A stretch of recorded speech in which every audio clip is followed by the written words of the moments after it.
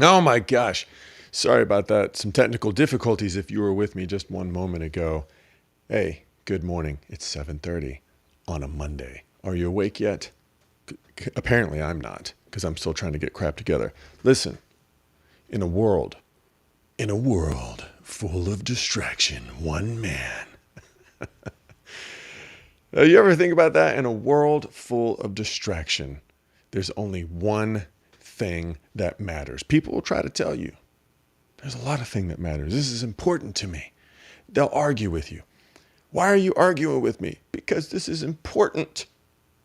So many things are so important. I'm here to tell you this morning, life is so easy. I say that kind of like jokingly, but life really does get easier when you understand this one thing. Only one thing matters. Your motives. That's it. If you're walking around with a laundry list full of sins, full of ideologies, things that you stand for. I stand for this. I mean, if you're religious or not, even if you're a non-religious person and you're like, I don't agree with the abuse of animals. I'm on a crusade to make sure that every Hollywood movie that comes out never harms an animal. Or I'm on a crusade to make sure that my church doctrine spreads throughout all the Christian circles. All this crap that you're telling yourself, this is important. There's only one thing that matters. None of that matters. Your motives. Why are you doing what it is you're doing? There are so many things in this world that are going to distract you. They are designed to distract you. They're designed to get you on a path of comfort. Yeah. They're designed to prevent you from ever examining your own motives, from ever saying, hey, what am I doing and why am I doing it? Here's one for you. Roe versus Wade.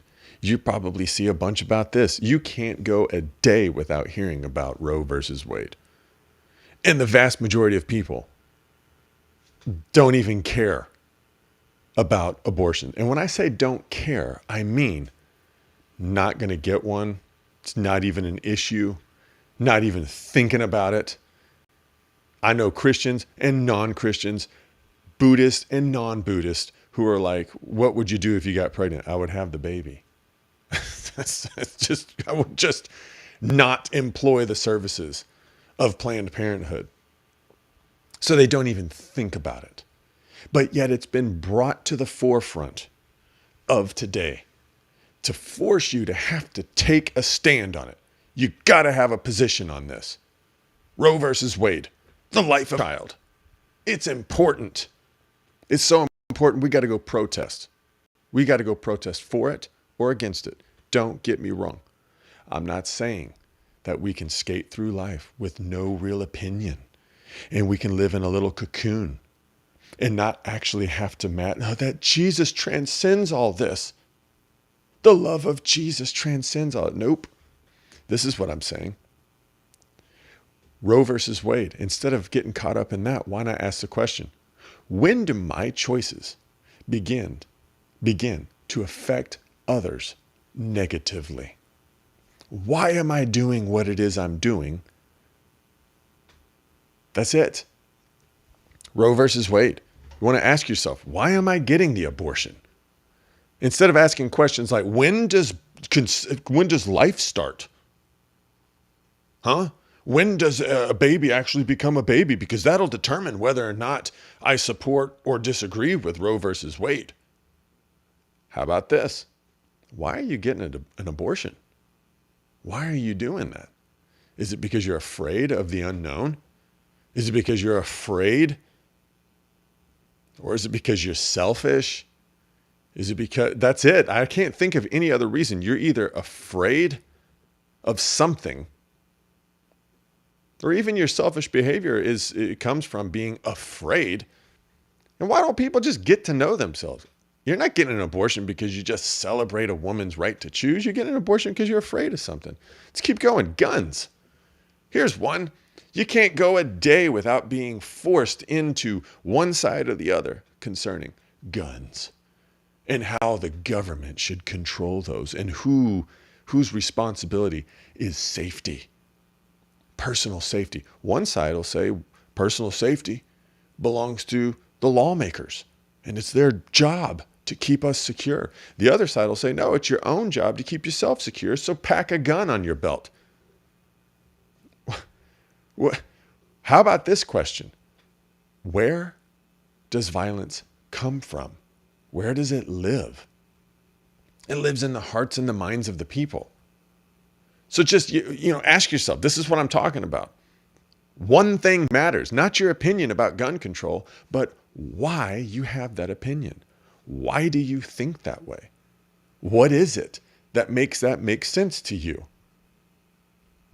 Don't get me wrong. Again, like I said, I'm not trying to think, I'm more open-minded than anybody else on the topic. Not at all. It's just when I open my phone in the morning and I read news headlines, my knee-jerk reaction, it's purely chemical. My knee-jerk reaction is to react.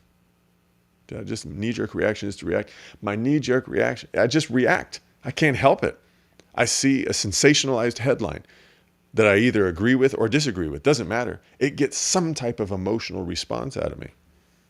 But I have learned to step back and go, wait, they're just trying to make me emotional. Because if you're an emotional person, you're a controllable person. Not self-control, outside control. But the gun issue, it's a matter of violence in the heart of an individual. It's not a matter of the tool they use. That's it. And I'm telling you, packing a gun is not going to save you from the violence of others. That's a whole nother topic about being responsible for your own salvation, because you just don't know how many days you have left. You don't know if you're going to die in a car accident of old age. A sign is going to fall on you. I knew somebody, and I mean this with total respect. I knew a couple who lost a child in a hammock. She sat in a hammock, the daughter. One of the trees that the hammock was tied to was rotted at the base, and it fell over. It crushed her. And meanwhile, we're walking around going, I got to make sure I've got safety. How about that? Your position on guns? Why are you so caught up with your own safety? You're fearful. You're afraid of something. Trans rights. My God. Oh my God. You can't go a day. And look, I'm even doing it to you. You probably woke up this morning like, oh, this is going to be a great day. Oh, let's see what Preston's talking about. Oh my God. I thought I'd make it one day without hearing about some trans people trying to figure out what gender they are. My goodness. I'm sorry to do that to you, but there's a reason I bring it up. The trans movement. It's all about human rights. Who are we to judge somebody else's feelings? It's stupid questions, man. Ask the legit question, which is, why are you doing that? Why don't your insides match up with your outsides? And what do I mean by that? The number one thing you'll hear from some trans person is, I spent my whole life feeling one way on the inside and looking another way on the outside. Whatever. There's women getting boob jobs because they felt like they had big breasts on the inside, but on the outside they had small breasts. So they had to get a boob job to feel more like a woman. It's dumb, all of it. It's not that cosmetic surgery is bad. It's the motives behind it. It's not that going and trying to figure out things about yourself, why you feel one way on the inside and then act another way on the outside. It's not your hypocrisy. Let's think about that. If you feel one way on the inside, but on the outside your actions are completely different, you're pretty much a hypocrite. So you can't fault people for going out and trying to understand their own hypocrisy. I just fault them for listening to somebody else. The experts. Some kid comes along and is a little bit stressed out and confused. And then a bunch of experts, even teenagers his own age or her age, come along and tell him, oh, well, it means this. It means you're trans. It means all this other stuff. And instead of figuring it out on your own, getting to know the real you, getting to know your motives, you listen to everybody else. It's a damn shame. It's costing people their bodies. It's costing people their lives, their sanity on both sides, because they won't get to the heart of the issue in themselves, not in somebody else. You don't go around trying to get to the heart of the issue in another person. Start with yourself. Once you get it done in yourself, you can't help but see it in somebody else. And then you don't judge them, you just recognize it. I don't judge people anymore when I see their weaknesses, when I see their hypocrisy. I don't judge them, I just recognize it. I understand it because I've been there. There was a time in my life when I wasn't checking my own motives. Let's keep going. Religion. People just going through the actions. They don't even know why they're doing what they're doing. I asked 100 Catholics. But I asked a majority, a group, a portion, a number of. I asked some Catholics, what is holy water? What is that? Where does that come from? Why holy water? Why do y'all have it? What is that? And none of them could explain it to me. They're like, oh, it's just part of, it's the water that you use to baptize somebody in. Okay. But what is it? Why do you have it? And they couldn't answer. Finally, I asked the right person, a lay leader who was involved in the Catholic Church. He was like, in the Catholic Church, you're either a priest or a nun, or you can be a lay leader. And you can be like a pastor, but you're not ever really going to be a priest because, you're married. You didn't take the oaths or whatever. Not the issue. The issue is, I asked this guy, what's with the holy water? And he was able to explain it to me. Well, it's just, we believe that the water that Jesus was baptized in was made holy because of the Holy Spirit. So to teach that, we bless the water and blah, blah, blah, yada, yada. Okay, so it's a tradition. There's a lesson in that about the Holy Spirit coming onto Jesus after his baptism. And he's like, yes. I'm like, well, then why don't y'all teach that anymore? I asked so many Catholics. He gave me a reason. I'm not beating up on the Catholics. I'm just using it as an example. Your own religion. I don't care what religion it is. Muslim, Christian, Buddhist, agnostic. I guarantee what matters is the motives. Why? You ask agnostic people, why do you believe the way you do? Surprising fact, you can prove me wrong on this.